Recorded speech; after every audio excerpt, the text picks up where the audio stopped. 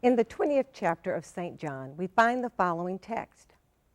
When it was evening on that day, the first day of the week, the doors of the house where the disciples had met were locked. Jesus came and stood among them and said, "Peace be with you." After he said this, he showed them his hands and his side. Then the disciples rejoiced. But Thomas, one of the 12, was not with them when Jesus came. So the other disciples told him, "We have seen the Lord." But he said to them, "Unless I see the mark of the nails in his hands and put my finger in the mark of the nails and my hand in his side, I will not believe." A week later, his disciples were again in the house, and Thomas was with them. Although the doors were shut, Jesus came and stood among them and said, "Peace be with you." Then he said to Thomas, "Put your finger here and see my hands. Reach out your hand and put it in my side. Do not doubt, but believe." Thomas answered him, "My Lord and my God." Jesus said to him, "Have you believed because you've seen me? Blessed are those who have not seen and yet have come to believe." Do you believe in things you cannot see? Growing up in the 50s and 60s in the southern part of the United States, I learned the value of believing before seeing. In the face of being devalued and discriminated against, I believed that my neighbor and I were created equal. And in the midst of being told that I didn't possess the academic capacity of my white counterparts, I believed that I could grow and matriculate through schools of higher learning. Now, my early years seemed to be filled with contradictions about what was real and what was believed to be true. Another way of saying believed to be true is to have faith in. Webster's dictionary defines faith as firm belief in something for which there is no proof. In the 11th chapter of Hebrews, faith is described as the assurance of things hoped for, the evidence or conviction of things not seen.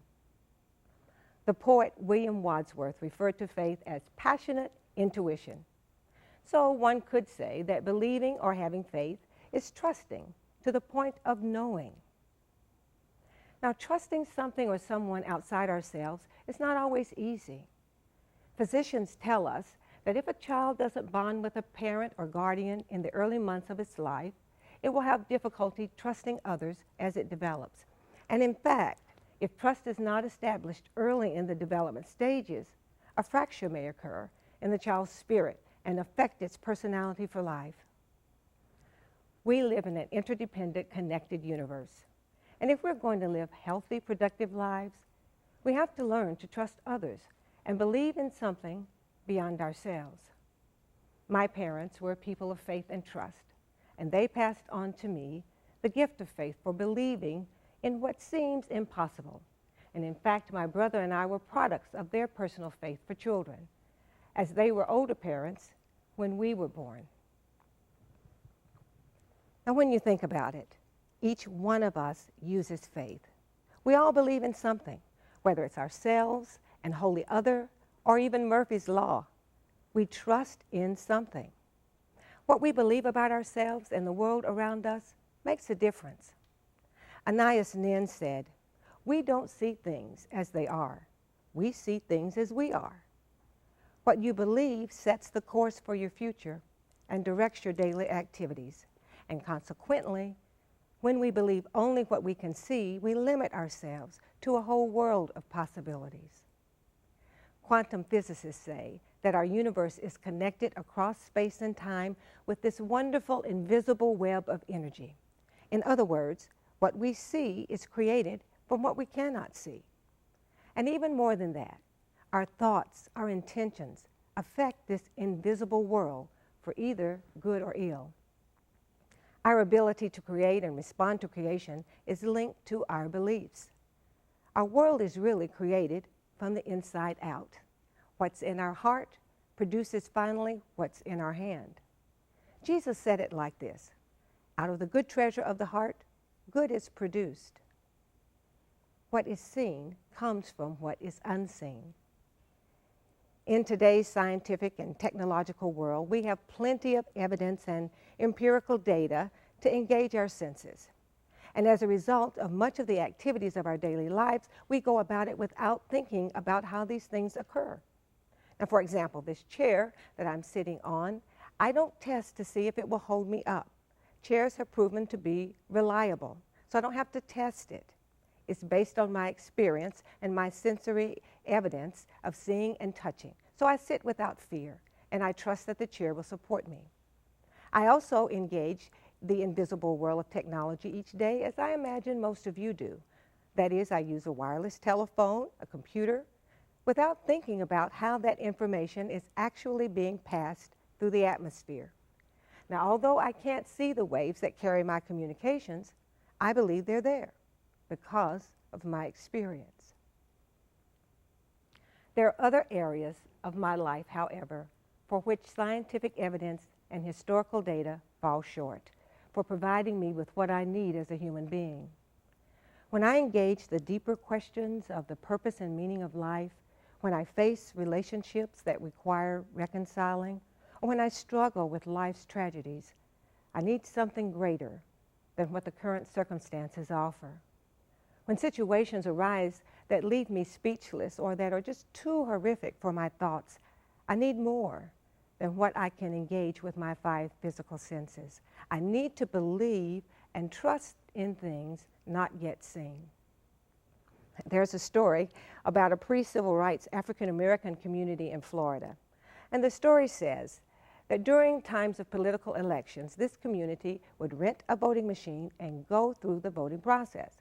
Now, they knew that their votes would not be counted, but they voted anyway.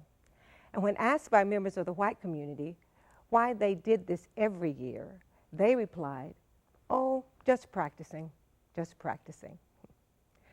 Believing in what is not yet seen means that we practice or we behave as if it already exists. The Reverend Dr. Martin Luther King Jr. said, "Faith is taking the first step even when you don't see the whole staircase." This is what leaders and visionaries do. They believe in something bigger than themselves, and they begin to act as if it is so. In reality, we all practice our faith every day. As we live our lives, we live them based on what we believe about who we are, why we are here, and what the future holds.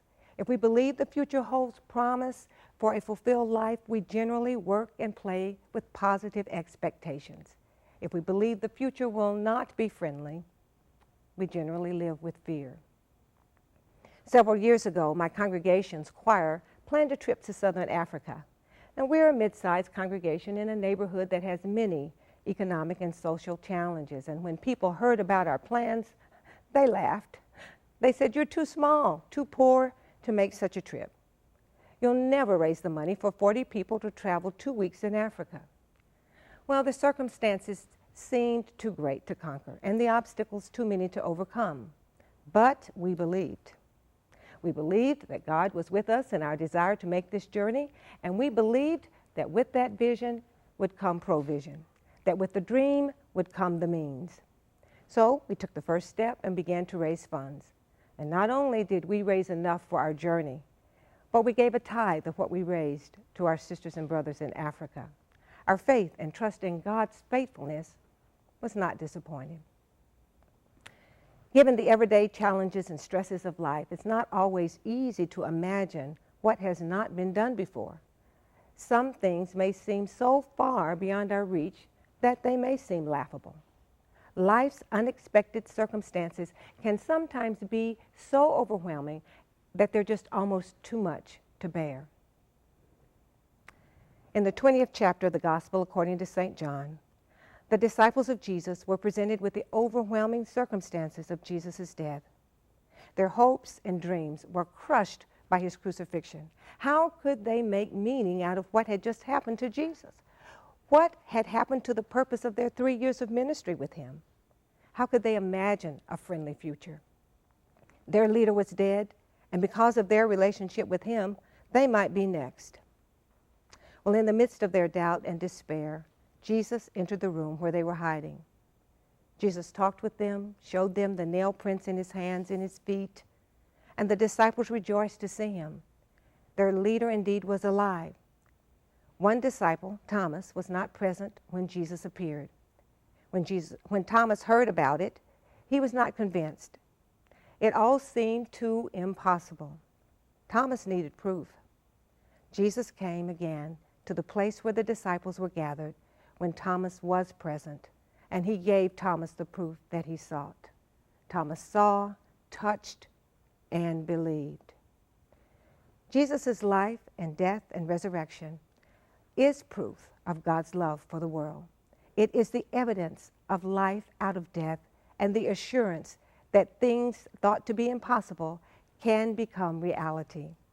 Blessed are those who face contradictions with God's given confidence. Blessed are those who hear the facts but trust the truth. And blessed are those who have not yet seen but yet come to believe.